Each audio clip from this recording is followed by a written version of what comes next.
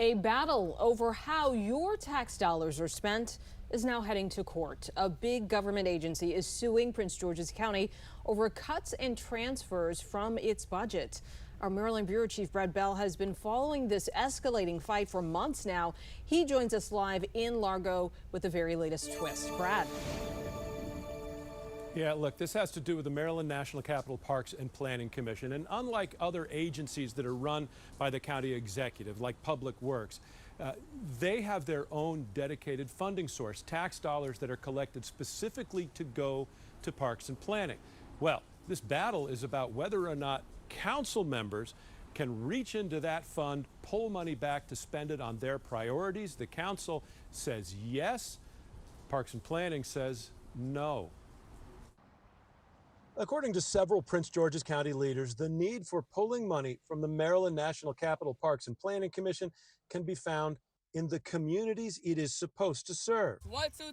Oxon Hill. Councilmember Ed Burrows says the Oxon Hill Boys and Girls Club youth football program is a good example. The MNC PPC recently told the kids they can't use their fields anymore because of an unpaid light bill after years of not being charged for field lights. The last thing they need to be stressed out about is paying a light usage fee, especially when Prince George's County residents pay very high taxes to Park and Planning for this very function.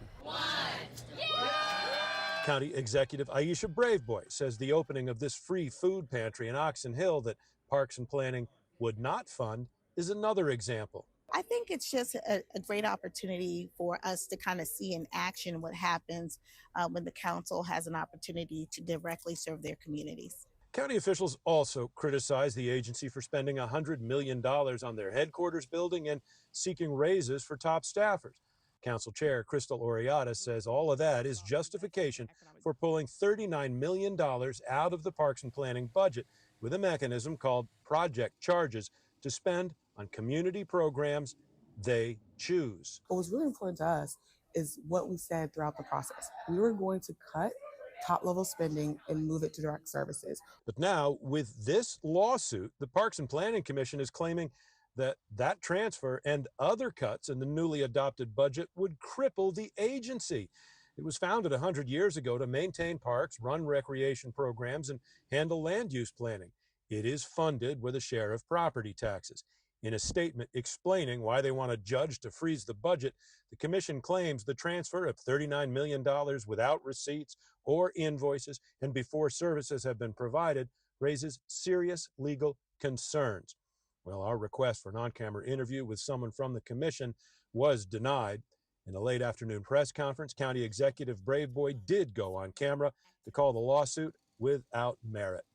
The county will defend the authority of the Prince George's County Council to participate in the budget process and any established precedent set by law. Yeah, so both sides believe they are on firm legal ground here. The 22-page lawsuit cites a number of Maryland laws, and the Parks and Planning Commission is asking for a judge to step in and prevent that $39 million transfer that's supposed to happen on July 1st. So clearly, this is heading to court. We will be watching very closely. Michelle? So, Brad, the executive and the council, they have made their position pretty clear. I know you've gone over that lawsuit. What exactly is Parks and Planning claiming, and what harm would be done to that organization?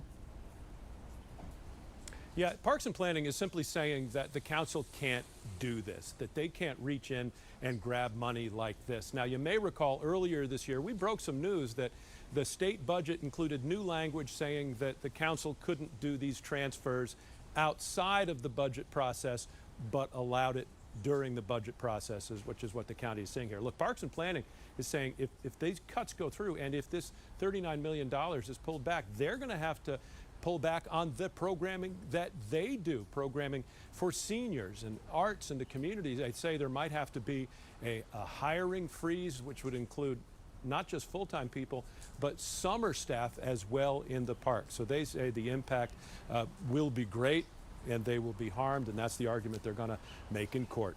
In Largo, Brad Bell, 7 News.